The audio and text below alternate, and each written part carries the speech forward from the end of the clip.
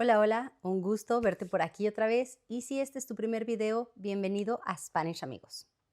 En la conversación de hoy te voy a platicar sobre un tema que yo siento que es uno de los pilares de la sociedad mexicana.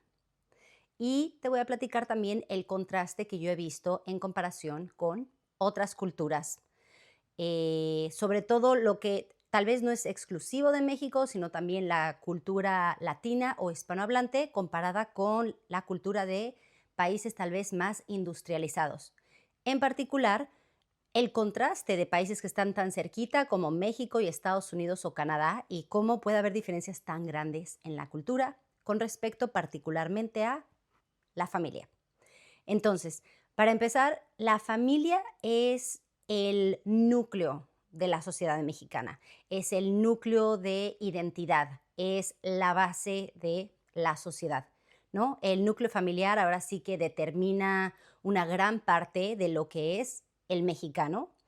Esto obviamente en tiempos modernos está cambiando un poquito y lo puedes notar un poco más en las ciudades. Sin embargo, en la mayoría del país todavía se sigue viviendo de manera muy tradicional, orientados a la familia.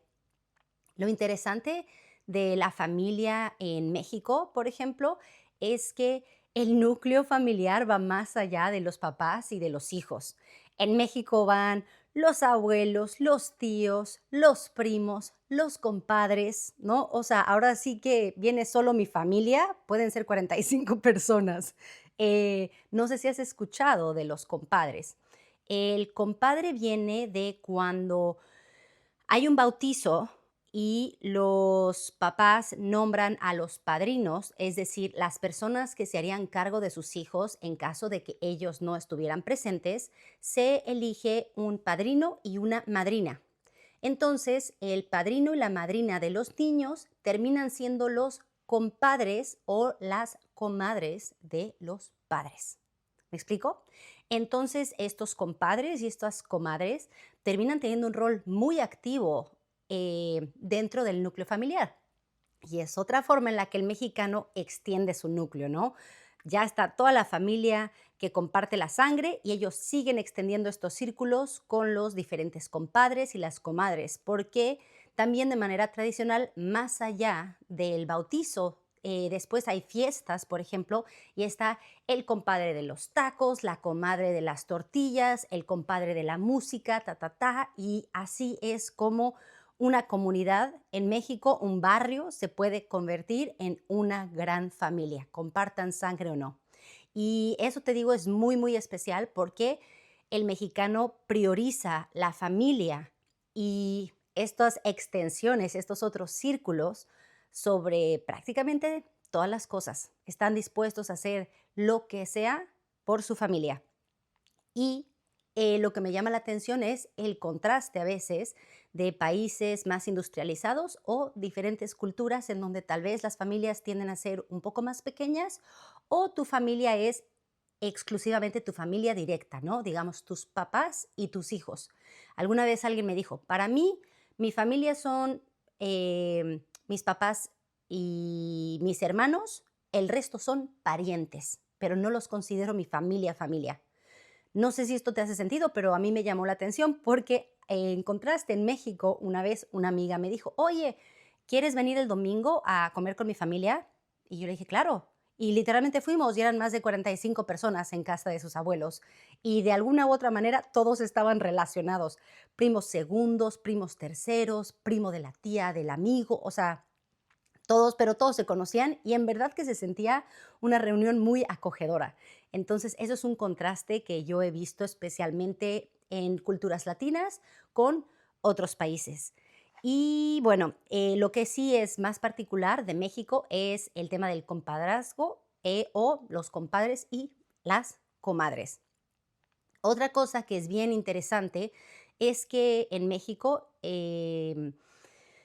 hay un orgullo en mantener a la familia unida, independientemente de que los hijos cumplan más de 18 años. Entonces, generalmente las familias se mantienen unidas y los hijos solo dejan el hogar cuando se van a casar, no necesariamente como lo he visto yo en otras culturas al cumplir los 18 años.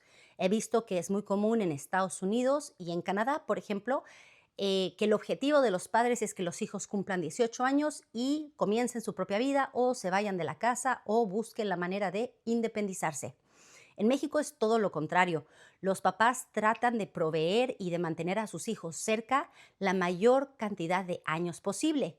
Y a veces, en muchos casos, aunque los hijos se casen, los papás les dicen, quédate a vivir con nosotros o buscan construir tal vez un piso o, o una unidad arriba de su casa. Es muy común, muy tradicional que cuando el hijo se casa construye su casa, por decirlo así, en la parte de arriba o en la parte de al lado y el chiste es que se van em, es que en México tenemos un dulce que se llama muégano, que está hecho como de trigo y caramelo, y tú vas pegando los bloquecitos y queda el muégano, el dulce, que es todo pegadito. Entonces las familias en México son como un muégano, ¿no? Entonces cada núcleo se va añadiendo al anterior y así queda un núcleo familiar grandísimo. Ya es toda una molécula familiar. Entonces te digo, es muy, muy común que los padres busquen ayudar a los hijos para que los hijos se queden en casa la mayor cantidad de años y así cuando los hijos se casen tienen más poder económico y estabilidad para poder arrancar su vida. Y de aquí también lo que se busca es crear una comunidad y por eso en inglés está la frase "it takes a village", ¿no? Porque realmente toma una comunidad a veces para poder em, pues, como se dice, subsistir, ¿no? En esta vida. Y lo que empieza a pasar en México, por ejemplo, es que aunque los hijos tengan sus propios hijos, se quedan a vivir con sus papás o buscan la manera de vivir cerca para que los papás, ahora abuelos, tengan un rol muy activo en la vida tanto de sus hijos como de los nietos. Entonces, la idea, lo que empieza a pasar en la estructura muy tradicional del mexicano es que los hijos tienen sus hijos, los nietos, ahora ellos son la generación de la mitad, ellos van a ir a trabajar y los adultos mayores van a cuidar a los nietos. Entonces los adultos mayores tienen compañía, siguen teniendo un rol y una responsabilidad súper importante en la familia y los niños se crían en la familia lo más que se pueda, ¿no? O sea, no hay a veces la idea es que los niños se queden dentro de la familia o el núcleo familiar y por eso los abuelos tienen un rol súper importante. Y esto es lo que me parece también contrastante con países que no están nada lejos, ¿no? Como decía Estados Unidos o Canadá, en donde también a veces como las familias se separan a muy temprana edad, ¿no? Los hijos a los 18 años buscan su independencia, cuando tienen hijos, no necesariamente hay abuelos cerca y sus hijos van a kinder o estos lugares de estimulación temprana. Yo sé que hay casos muy diferentes y pues no se pueden generalizar todos los países, pero lo que yo he visto es que mucha gente a partir de los 18 años era de esperarse que buscaran su independencia. Y aquí es donde yo he visto también el contraste, ¿no? Donde mucha gente se mueve a México porque les llama la atención esta orientación y esta prioridad que se le da a la familia.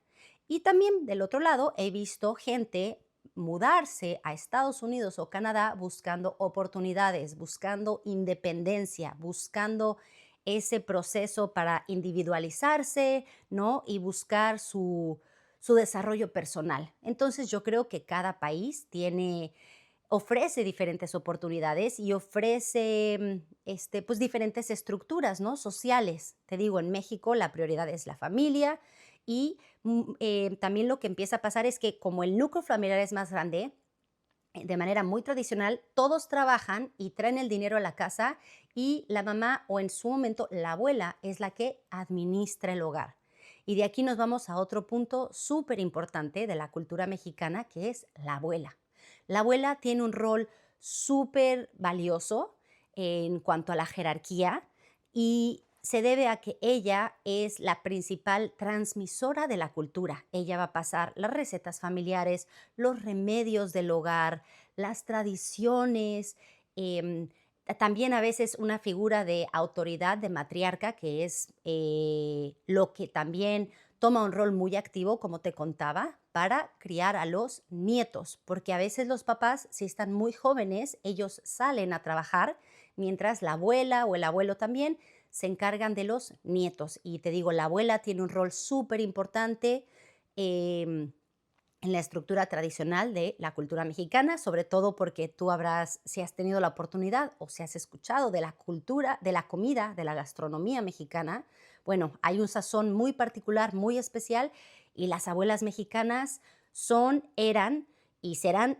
mujeres extremadamente sabias. Sabían administrar con un presupuesto a veces muy justo, sabían mantener a la familia presentable para la sociedad, sabían cómo reparar, ¿no? Cosas muy simples, cómo darle vida a cosas que mucha gente hubiera tirado a la basura. Estas abuelas, te lo juro, saben arreglar todo, tienen siempre un remedio, un consejo, es una sabiduría increíble. Es como si la madre tierra te abrazara. Es bien bonito si tener la oportunidad.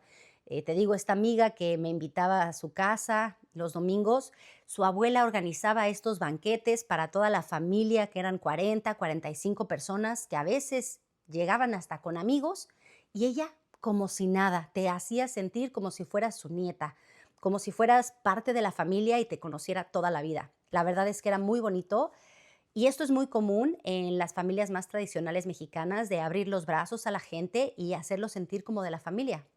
Entonces, por eso quería resaltar más todos estos rasgos tan bonitos y tan importantes de la cultura mexicana, que te digo, la base, para mí uno de los pilares es esa prioridad que se le da a la familia.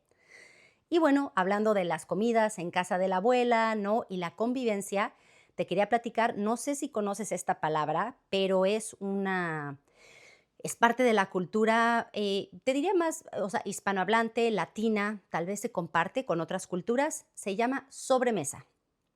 Según yo, no tiene una traducción literal, would be over table, pero la sobremesa es ese espacio que se da después de comer.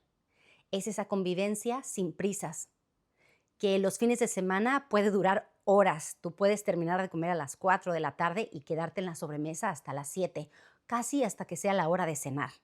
Y este es un espacio en donde la familia conecta, comparte, hace chistes.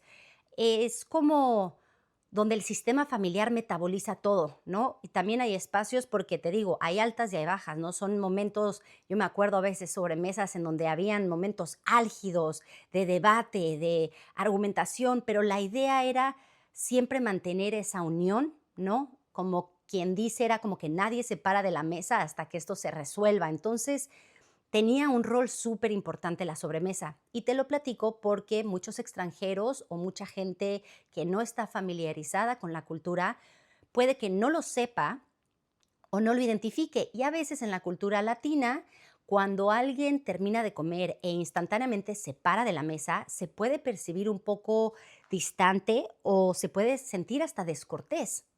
Y eventualmente, pues obviamente sabemos que los extranjeros no tienen tal vez ese conocimiento, pero te lo digo porque es muy común que la gente se quede sentada. Y a mí me ha pasado con amigos extranjeros que estaremos en un restaurante, ¿no? Y hay mexicanos y extranjeros y acabamos de comer y los mexicanos estamos sentados como de, bueno, ¿te vas a tomar algo más? ¿Qué hacemos? Como que empezamos a platicar y el extranjero ya está pidiendo la cuenta y pagando como de, bueno, pues nos vamos. Y nosotros como, no, pues aquí nos vamos a quedar, o sea, hasta que se nos ocurra algo mejor o pues este es el plan, ¿no? O sea, el plan es pasar la tarde en el restaurante después de haber comido. A diferencia de, yo me acuerdo, a veces he estado en restaurantes en otros países que tú acabas de comer y casi, casi te tienen contado el tiempo, ¿no? Como a ti te toma 30, 45 minutos comer y vamos a rotar las mesas para atraer más gente. Entonces es un ritmo diferente. Y en México, pues a veces, por ejemplo, tú no puedes hacer reservaciones los fines de semana porque te dicen, no sé a qué hora se va a ir la persona que vino a comer. Te digo, hoy en día en el mundo moderno, con otro ritmo de vida, esto tal vez está cambiando un poco, pero en lugares especialmente afuera de las ciudades, en lugares más locales o pueblos, los restaurantes no tienen horario, ¿no? Y es abierto y te digo, la gente se puede quedar horas a convivir en la sobremesa. Entonces, te lo platico porque me ha pasado ya con extranjeros, ¿no? Que como que o se desesperan o se quieren parar o no entienden como, ¿qué estamos haciendo aquí si ya acabamos de comer? Y la mesa para la cultura mexicana va más allá de la comida. Es más bien, la comida es la entrada a esta convivencia. Y te digo, los fines de semana, ese era el plan. Casa de mi amiga, íbamos a las 2, comíamos, nos podíamos quedar ahí hasta las 7, ¿no? Te quedabas platicando, conviviendo con la familia y así es como empezabas otra vez la semana, todos conectados. Y siempre se me hizo súper bonito y te digo, es algo que tal vez no me di cuenta que era tan importante de la cultura mexicana o hispanohablante hasta que fui a otros países y me di cuenta del contraste. Me acuerdo, te digo, con amigos que acababan de comer y se paraban instantáneamente y yo me quedé pensando como, ¿será que hice algo mal? ¿Se enojaron o se ofendieron? ¿No? Y en algún momento ellos me dijeron, es que tú te quedas en la mesa horas.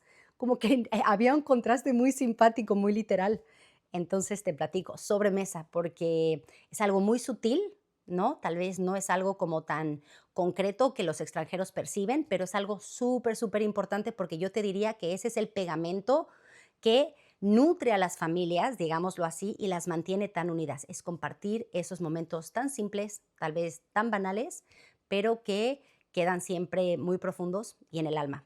Entonces, nada, te quería platicar un poquito del contraste, especialmente porque, te digo, tengo amigos extranjeros que a veces me hacen preguntas o me hacen comentarios de lo que les gusta esta orientación a la familia, y yo creo que hay para todo. Yo creo que a veces hay personalidades que se identifican más con una cultura más cálida, más expresiva, más extrovertida también. Y hay gente que también se identifica más con la búsqueda de independencia y de autonomía, como lo ofrecen algunos países más industrializados.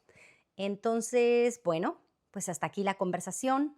Cuéntame si me entendiste. Yo trato de mantener un ritmo relativamente natural, ¿no? Y la idea es que no tienes que entender todo perfecto, sino ir agarrando la idea. Como decimos, agarraste el hilo, le agarraste el hilo a la conversación un poquito, es ir capturando un poquito de todo, aunque no sea, o sea, un poquito de la conversación, aunque no sea perfecta, y pues la práctica hace al maestro. Entonces, gracias por llegar a esta parte del video. Platícame si estabas familiarizado con el término de la sobremesa o si tú ya habías notado o si has tenido alguna experiencia con esta situación y te había llamado la atención. O bueno, ¿cómo es en tu país el tema de la familia, no? Y para ti, nada, me parece un tema muy bonito, te digo, un pilar de la cultura mexicana. Quería compartirte un poquito más de esto. Espero que te haya gustado mucho este video y yo te veo en el próximo.